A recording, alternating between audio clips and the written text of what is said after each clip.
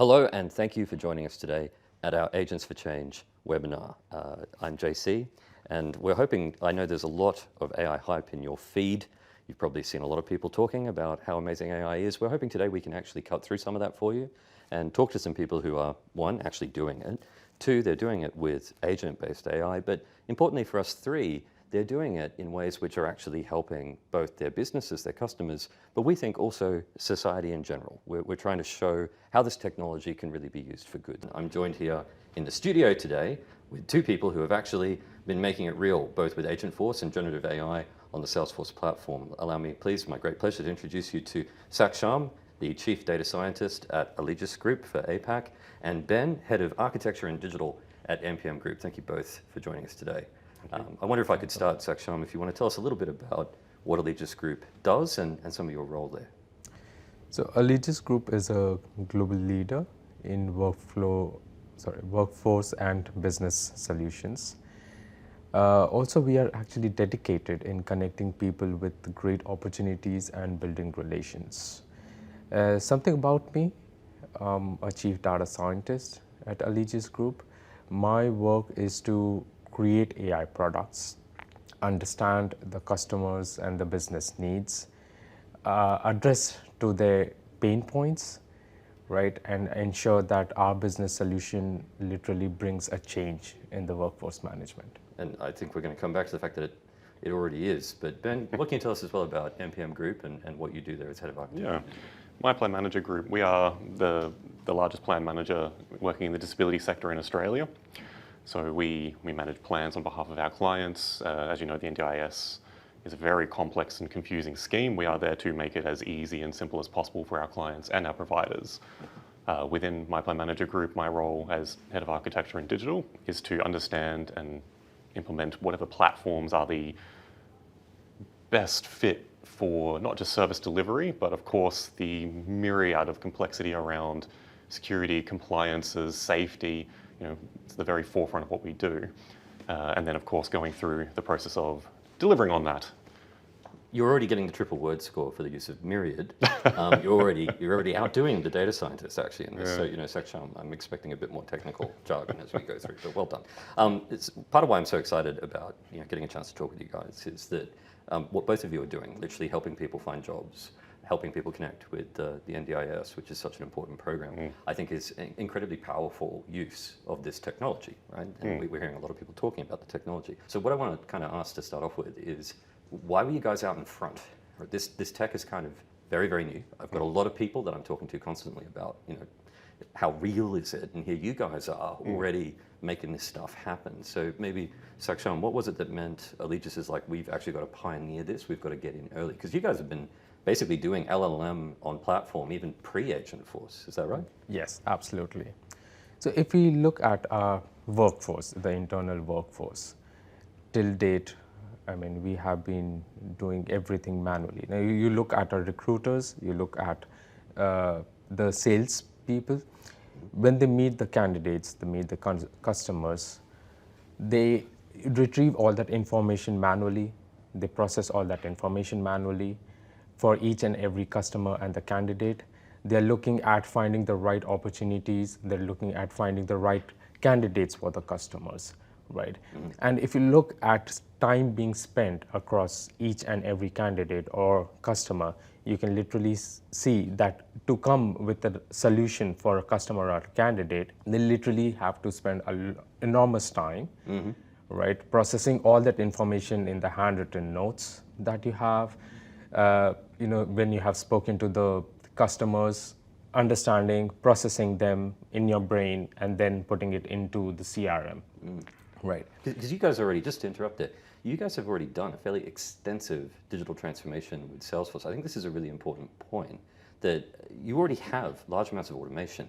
It's not, people sometimes call this a manual process. You actually have extensive best practice use of Salesforce, but you said something there, people are having to think about the information. They're still having to process the information to get it into the system. Is that right? That's the challenge? The biggest challenge is, now, for example, right, a candidate is, a recruiter actually meets a candidate, right? Now, he or she goes through the CV.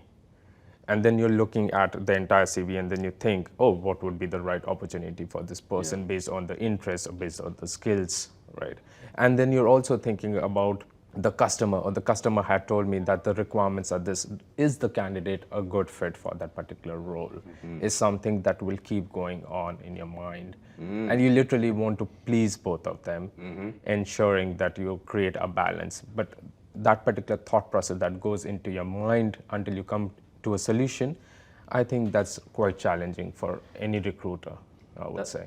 I think that's such an important point, is that, again, it's not about dramatic process automation, although of course there's benefit. It's the fact that your core business is relying on a highly trained individual to do a cognitive load, and we're not replacing those people. We're actually helping them with something which is quite a lot of thought. Now, I want to just verify, because I think this mirrors. It does.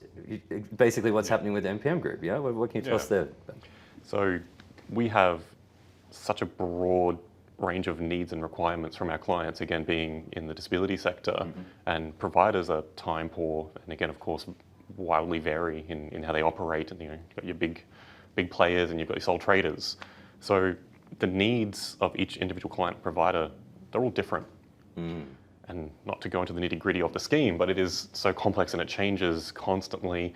And then at the client level individually, their individual plan will actually speculate little additions or subtractions on top of it. So Can we touch on that for a second? Yeah. Sorry. So this is actually, from an architecture perspective, people are getting their head around this idea of RAG. So retrieving things and putting it into the LLM. Yeah.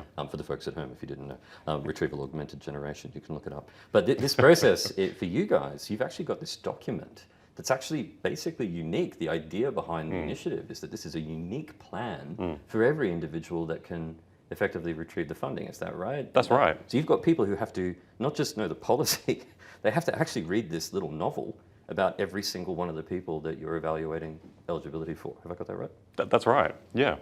And so if you have a client who has a particular need and they've called in, for example, our operator sitting on the line, they're not going to have time to read through the entirety of the plan, get the nitty-gritty detail right, compare it against what new price guide might have dropped yesterday, and again, expanding that across all our client base, you can really see the need for this real personalized experience in a way that's just not feasible right now. Yeah. I mean, that right there for me is such an important, again, the parallel between the two is that there's an enormous amount of handwritten, but also typed and disparate documents that go into matching the needs of the employer and the needs of the person. And likewise, we're now seeing, right, to get the best outcomes for the NDIS, you want a tailored and bespoke plan for the individual, but the result of that is, again, we're having to match a very unique thing with a very unique thing. And that I think is what people are misunderstanding about the technology, is the way that it's helping, to your point, it's helping people who are already doing a lot of thinking to have something else help them with the thinking rather than just new automation. So you guys, that's fantastic. Makes complete sense that that's what drew you guys in. What's been some of the learnings as you've gone? What can you kind of tell us from the frontier as it was? I'm going to switch it over. I'm going to go with you, Ben. How's this? Because you've been, again, very, very interested, I know, from our very first chats about everything this tech could mean and what it means specifically for NPMG. So what's some of the stuff you guys have learned? Yeah. Given this is so new and we're in the Wild West here, We are. what you first learn very quickly is you look out there looking for the experts, and they're very few and far in between. So the importance of finding an appropriate partner has been... Where did you... Oh, me? Has been critical. And just the amount of interest it kicks up as well. So you look out there going, okay, who's the expert here? Who can we talk to? And what you find is a lot of eyes looking back at you. Because you're right, we are ahead of the game here. You are. So... Congratulations, you're an expert. Well done. Oh, thank you. So finding the right experts in the field, because look, it'd be easy to go there and knock out a solution, but as mentioned, the safety and the well-being and the experience for our clients is the very forefront of what we do. So we're not going to go recklessly run through this new technology. We need to take considered steps to make sure we are turning the valve on as measured as possible. You guys have been incredible at that. Like, that's straight off the bat. Working, it was very important for us working with you guys. We're like, this is the NDIS. This this is a really big deal. We have to treat this with the highest caliber and standard. And what I love is that you guys had so many ideas, but you have been incredibly rigorous and I think have shown great restraint, exactly like you're saying, and going, yeah, but we then still need to make sure that all of those other conditions and onuses are met. So if you found that like that process is something you've had to, learn and double down on to some extent compared to the way you would normally say scope an IT project, because you guys do a lot of constant development, particularly on Salesforce. Are you seeing a difference in how you have to approach? Absolutely. And again, part of this being so new and unknown, it's a completely different paradigm shift from traditional development. Testing is one of the words that keeps floating around a lot. With your traditional development, you feed in your set inputs, you've got your expected outputs, everyone's comfortable with what you're putting out there. Yeah. How do you approach something that can think? And its answer may change depending on some nuance. How do you go about not just testing that, but getting the confidence of your quality and legal teams, which may be slightly more perked up than normal? Absolutely. Internal policies need to be rewritten. We have, of course, AI policies and procedures, but the technology is changing so rapidly. It's not just develop, release. It's okay. We need to revisit this every time. Okay, what's different now?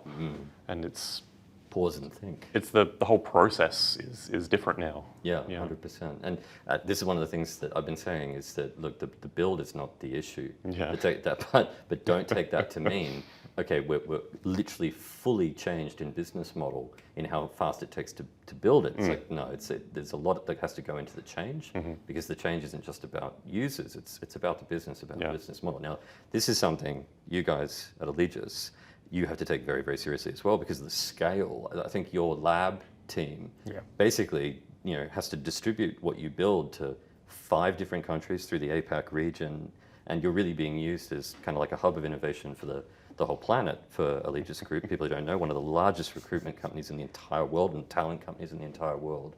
So I know the journey for you guys has been amazing and experimental. We mentioned on, testing. I know that's something that you have a particular background in. What are some of the things you can maybe share with us as what you've learned along the journey?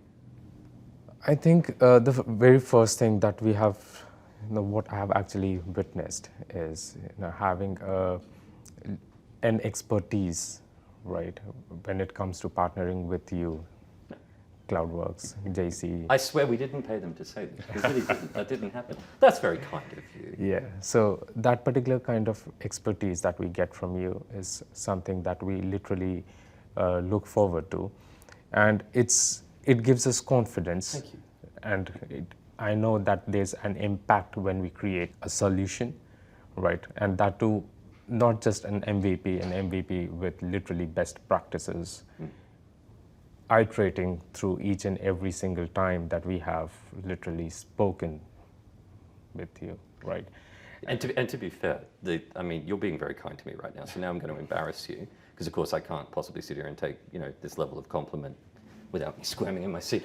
When you're talking about the iteration, you guys have literally been turning around inside your own lab without us. Like you personally, I know, have been able to build and turn around products in a matter of days. Like the handwriting solution thing, right? Was literally this process of being able to take a photo on your phone of the handwritten notes from the meeting, have that loaded into Salesforce, parsed, converted into actions, and then fed back into like the whole Agentforce stack. And that was actually you guys. What I've found truly remarkable is how quickly, same with NPM Group, right? How quickly you guys have internalized skills, and that's been very, very important for you. So I'm going to turn it back around, laser shift, right? Tell me more about what you guys have actually been learning. As a business, what we literally aim, right? The internal workforce that we actually have, they should actually just spend time in building relationships, maintaining those relationships. I know they are literally burdened with all the admin tasks that they do on a daily basis for each and every candidate or each and every customer, right? And then you still have to maintain that relationship, be on the top of the market. You want to be the top in the global market, right? And there's a lot of pressure that I can actually see on the faces as well. So the main idea over here is how AI can literally augment their work, right? Being a candidate myself, when I newly came to Sydney, I saw them carrying notebooks with pens and literally scribbling notes, whatever I would say. Are you telling me you actually came through Allegis group when you first came to Sydney? Is that what you just said as a candidate? Really? I didn't know that. Yes. Okay, hang on. Now I'm going to pull, I didn't know that going in. Okay, so now I'm going to pull on that thread a little. Saksham tells all. You're hearing it first live, folks. I'm going to pull on that thread because I think what you're talking about there is something very dear to us as well, is deep empathy with the user. Right, Yes. You're talking there about deeply understanding, which again, it's the same thing with NPM Group. I've said that some of the people I've interviewed on the front line at NPM Group, some of the most remarkable interviews I've had with their commitment to trying to help people in the NDIS. And what you were just talking about then, the fact that you're meant to be the one stressed out as the candidate, but you're going, but I can see the stress on the recruiter as well, and that you are, it shows in the work you've done. You've come up with a dozen applied solutions designed to help make their job easier. So can you double click a bit on that? Are you telling me that you learn and you see ways to apply the technology by kind of watching what they're finding hard or what they're struggling with? Exactly. There's a lot of time that I spent in George Street office, to be honest, and I literally see them. Yep. When I see them, they're over the phone every single time. Yep. Right. And then they go back. Okay, let me enter all that information, whatever I've gotten. Right. Yeah. Some of them are scribbling. Some of them are just okay, and then they go back. So now the concept of handwritten notes, the concept of ECI within Salesforce is exactly what we aim. We know that that's going to actually help them. Yeah. Right. And the best part about handwritten notes is you create relationships when you're when you're meeting that person literally in person, face to face, right? Yeah. And that's the entire motive, building relationships. So you go there, you cannot carry your laptop, right? Yeah. Absolutely. So you literally, and the fastest way of gathering notes is also not typing. I've not seen people literally typing that fast. Okay, no, it's literally scribbling whatever you can. I love that you're sitting, as a man who does, like I tell people, I need my fountain pens and my notebook. I love that you're standing here and quite correctly advocating a breakdown in how we usually think about tech, which is like, oh, clearly it is a manual process because you dared to use pen and paper. It's like, no, the pen and paper doesn't get in the way of the human connection. Exactly. So you're actually advocating that they continue to be allowed to use pen and paper, and our job is to use the technology to then take care of digitization, not to make them change the way they do what they know is effective human contact, human connection. At the end, they're literally changing the world. Literally, they're changing the world. It is because of them we exist. We have the right opportunities in the market. So whatever help that we can actually do for them, I'm sure that will be extremely less. I need more data scientists like you. That was really, really well said. Really well said, guys. So all right. So let's touch the third rail if we can. Let's talk a little bit about ethics in AI. It's something that we have been talking about more and more. We think it's really important at CloudWorks that we are eyes open in how we're doing this. It's really important for us that this remains human-centered, and certainly I think you guys have seen our whole method for how we go about thinking about and designing agents is deeply, deeply human-centered and empathetic. We're increasingly thinking that actually a method maybe for what they call super alignment, which is trying to ensure that as the technology develops, we maximize the likelihood that it's going to be positively aligned with human intention, is if we ensure that we are building particularly agentic systems, so autonomous systems, with a deep level of empathy around like human condition. And so when we're interviewing your people and we're trying to learn about their jobs and what motivates them, again, I'm always talking about the amazing people at NPM Group that are just so motivated to get a great outcome for people in the program. What we're really doing is we're ensuring that at the core of that agent is motivational drive to maximize good. And that if we do that, then when we do wind up in a swarm world, a world with lots of agents, we're maximizing the likelihood that they are correctly aligned and that they're going to continue to perpetuate it. But that's at the technical level, that's us implementing it. For you guys, like from a business perspective, ethics is something that both of you have to grapple with, and it's particularly something which is being talked about in the context of Gen AI. So maybe with NPM Group then, right? People might think your job is money in the door and out the door, but that's not really true, is it? There's more to it than that. Yeah. So, as a service provider, our success is based on satisfaction of our clients. We have a lot of stakeholders to keep happy: government, provider, regulation, legal. But literally, one of the core metrics strategically for us is metrics that we use to measure the satisfaction of our clients and our providers. Mm-hmm. You mess that up, you've lost your business. Mm-hmm. So, whilst we have a lot of internal efficiencies that we're going to be unlocking, really strategically, what we're looking to do is see what we can do to provide the best service we can to our clients and providers. When you're talking about client here, we're talking about a participant in the NDIS. We're talking about That's right. a very vulnerable Australian, Yeah. right? Someone who is in need of help. Mm-hmm. And so we're not just talking about your usual CSAT score from like your telco provider. You're talking about someone who, like, that matters. That's really evaluating how they felt your service has helped them out. Is that correct? That's right. So not just a participant, but also their family members, carers. So it's a tired parent who's got children on the scheme. Yep. Literally, we owe it to them to give them the best service we possibly can, because without them, we don't exist. I think that's really important, and that's come through. Again, I'm very happy to put on record. That has come through in every single interaction, every conversation with NPM Group, is that obviously there are pathways you could try to use this tech that people talk about to just minimize cost and maximize gain, but it comes at this risk. And this is what I think will act as the backstop to this risk, is that, sure, there'll be a race to the bottom, but there are plenty of people like NPM Group where it's just not an option, or they refuse to let that be the way they differentiate in the market. And I think this is a really important part of applied AI ethics.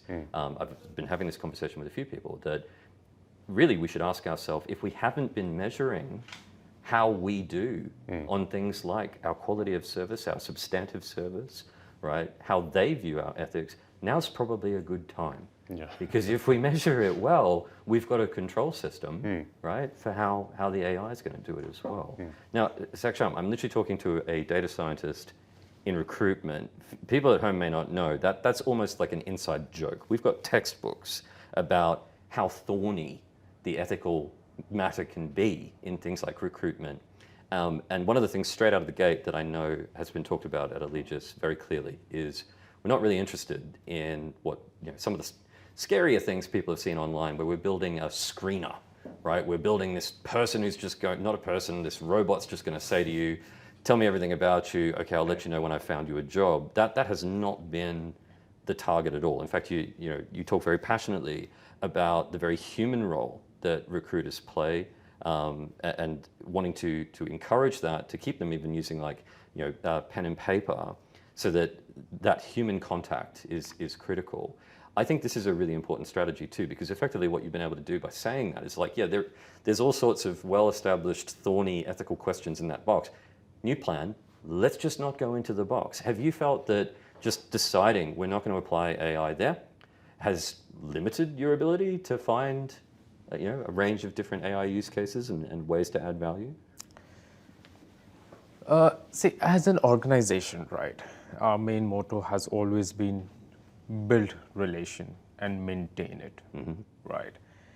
And you literally want to keep a balance between the customers and the candidates.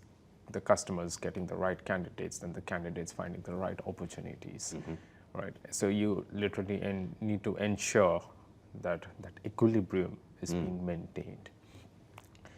Now, it's important. Now, if I literally have to bring in AI to understand, it's really important to get into that nitty-gritty of what the candidate actually wants. I say, I want to be a machine learning engineer with the skill sets, right?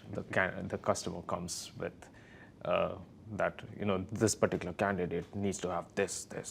Like, okay, it's very difficult, right?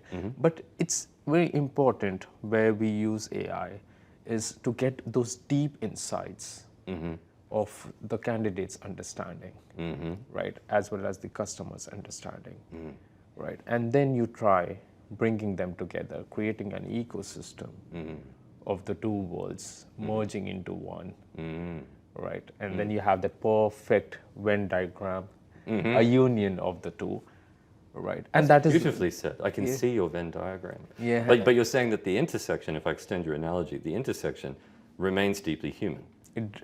every single time, every Yeah. single time. Yeah. And the same thing goes for our internal workforce as well. Right? Yes. We literally mean to augment their work, Yes. right? Remove that particular burden off their shoulders. Yeah. Just go there, meet people, Yeah. right? Strike that relationship with them. That's a really important phrase. Saying literally augment. One of the hashtags that you've literally heard for long before even Gen AI, right? Probably the last 10 years. We've been trying to talk about, AI means augmented intelligence. Like we've heard the word augmented. But when you say we are literally trying to augment, I think that's a really important point. I think we are actually going to see, I'd say it's exactly the same thing at NPM Group, right? So that is no longer a hashtag or a weasel word to avoid this topic, right? Once you actually have a technology where you go, no, that can do the job, or large chunks of the job, you really do have to come face to face with this and go, well, is that the outcome I want? And what I think is incredible about like both your organizations, right here at the leading edge, actually doing it, like it wasn't even a conversation. Like, well, of course we're not going to do that. Like, of course we're not going to do that. Like the entire value proposition of what we do is, like you said, that Venn diagram, which must remain deeply human. And I think a combination of these two things, a combination of being much clearer about the qualitative and human elements we're measuring in the execution of the business, gives us very clear things we can align the AI to, and again, immediately help us with some of these ethical questions about how we're interacting with the customer. And at the same time, also stepping back architecturally and just going, there are some areas the AI does not need to be. There is no reason for the AI to go into there when there are all these opportunities around here, right? And you actually do sidestep what is potentially a huge problem while still harvesting enormous value and benefit. And I do think there's going to be people in for a really rude shock if the first thing they try to do with this is just go, now we'll get rid of all the humans. I'm like, yeah, it's great, but the humans I know, they still want to know there are humans on the other side. Exactly. And I think we're going to be doing that for quite some time. So I think those are two really, really powerful lessons in the ethical application of this technology from two organizations for whom that is table stakes, right? It is not up for debate. Yeah. That is something we have to take really seriously. And we're working with the technology all the time, the three of us. So this is officially the moment where I can kind of take the handbrake off, geeking out. Let's geek out a little bit and talk about where we see this going, because I spent a lot of time trying to convince people, hey, the time to be skeptical, I think, is over. In fact, now there's a real risk that not getting your hands dirty and playing with this, it really is starting actually to potentially be dangerous, that it's going to leave you behind while other people start to move. And one of the reasons why I think that's a hard conversation is that just getting them enthusiastic about what we've already built is only half of what we see. What we can see is like, wait till you see what we're going to be building in 6 to 12 months' time. Yeah. So both in the context of like your businesses, Ben, I'll start with you, NPM Group, but also just yourself, what excites you and what you can see being the potential applications and the direction that this is going in. Oh, look, as mentioned, we've got such a broad range of needs and preferences for our providers and clients. What we're seeing is really being able to open the door to meet them where they want to meet us, instead of having very prescriptive methods of communication and needs being different and individualized. I think what we're seeing is the start of true personalization in service. We have these large, rich data sets, but they're all very disparate. And from what we're seeing, it's actually very simple now to link them up in some manner, but to add reasoning on top of that. Like, it's impossible not to sit for 5 minutes and come up with 10 use cases and go, oh, actually, wouldn't it be fantastic if we could X, Y, Z? 100%. And, that's just next 6 to 12 months, as you mentioned. Longer term, true personalization, I think, is really what we're going to be seeing. It's not about removing the human element. It's about speaking to people on their level, how they want to be communicated with. One of my favorite quotes is that it's the most human thing we've ever built, and good to see both nodding. Is that, when you have a deep appreciation of how these things are built and how they're used, you do realize like we've trained it on us, Every human on Earth has a stake in it, right? Whether we want to or not. And so used the right way, that's absolutely what I believe, is that it has this tremendous ability to connect if it's used responsibly. And obviously NPM Group in particular, you guys are very, very focused on like, what is the most effective way to do that with as many people as possible. So I've heard a few people say that. I think you're spot on that this is hyper-personalization. That's really what this is. And Saksham, I'm going to ask you, literally data scientist, good person for me to be talking to, and you've built an enormous amount of very cool kit. You're kind of like Q Division at Allegis now, whatever you're up to, 12 of these things. Where do you see this going? What excites you about what this tech is unlocking? I think what I feel is automation is the key over here, right? You look at our internal workforce, right? You create an opportunity. Who would have thought of a job description automatically getting populated, right?